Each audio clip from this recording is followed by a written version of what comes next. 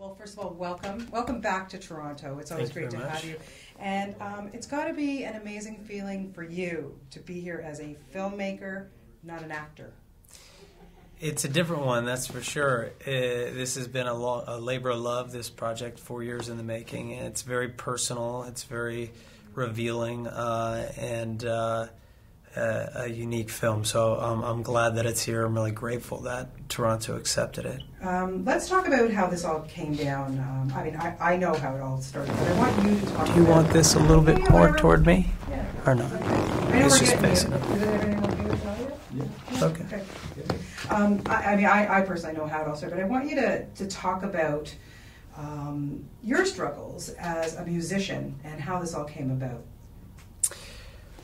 Well, we have been signed since 1998, and really grateful that we have been signed, that we got a record deal. I still remember how excited we were, how difficult it was to get a record deal, and that meant that we were going to be able to share our music with people all over the world, and then hopefully eventually tour the world. And those things always went hand in hand for us. We put out an album. It was a disaster. Put out another album. It was a disaster. But halfway through that second album, we had a breakthrough. Our second single broke, as they say, and we sold millions of albums and had an opportunity to tour the globe. So we came back after that, really excited to make another album, and then found out that not only were we never going to be paid a single penny, which was fine, we'd gladly do what we do for free because it's so amazing, but that we were also millions of dollars in debt. So we started to look into it, and I guess we discovered this tangled web of a record contract, and started to push back. Eventually it led to us leaving the record company, them suing us for $30 million, and we filmed the entire thing. Yeah. So intense, but important part of our journey. Yeah, completely rewarding, I would think. Yeah, it helped make a better record. It was a time full of conflict, full of uncertainty, but really helped us hone in on a specific moment and feeling in our lives, and that was this period of conflict. It was insane. We never thought in a million years that we'd have any success, and then we never thought that we would be sued after having that success. It's got to be so tough for musicians these days with free downloads and all that kind of stuff that people get illegally on the internet when you're making an album, whatever, and your blood, sweat, and tears goes into something. And then, you find out that it's all over the internet and people can download it for free anyway. It's got to be so amazingly aggravating.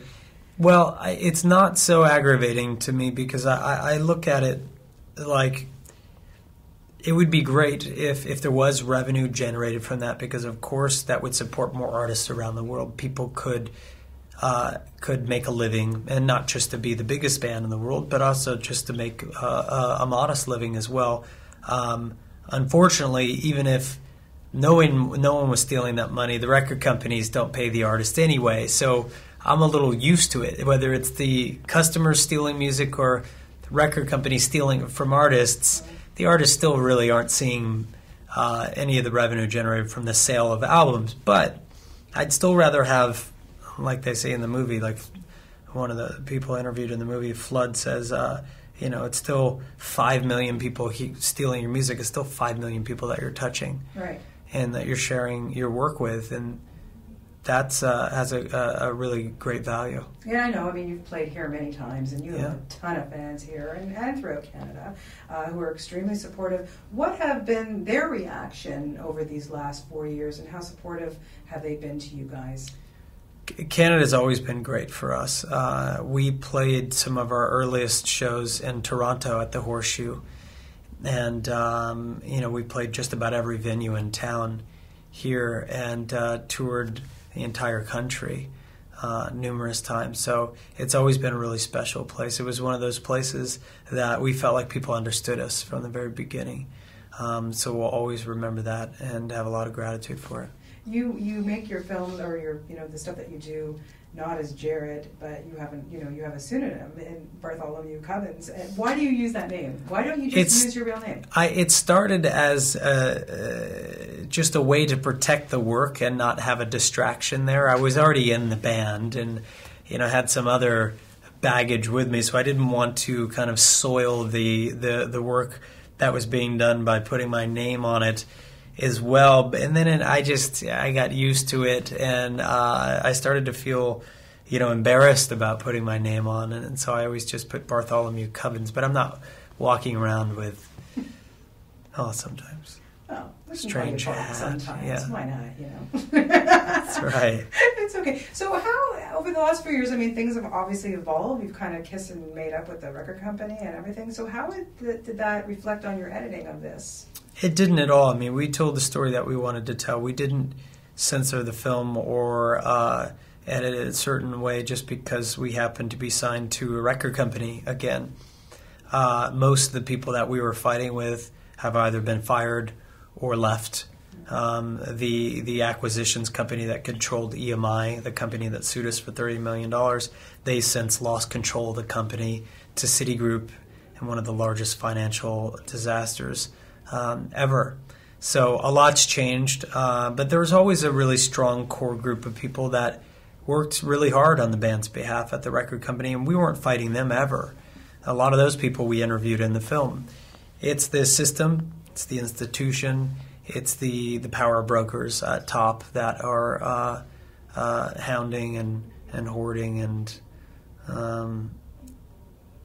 setting a very bad example for the way that business should be done. So going forward with your music, how do you see things progressing for you guys?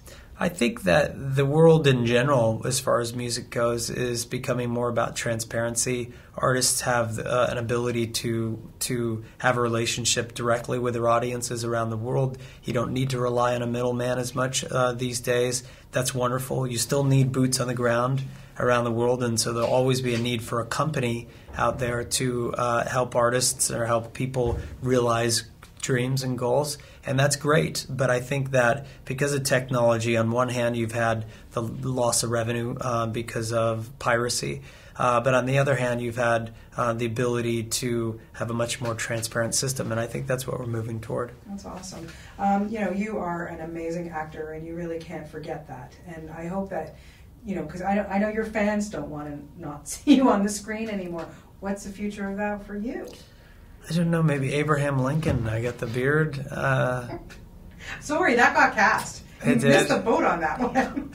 No, but come on, seriously, Jared. You really, just this festival alone, how many films that you've been in, that I've seen and I've interviewed you for, and you're a brilliant actor, seriously. No, I appreciate it. I really hope that you're not going to let us down and not do anything more. Well, I appreciate it. I never thought of myself as a very good actor, so maybe that's one of the reasons I'm not rushing back toward the screen.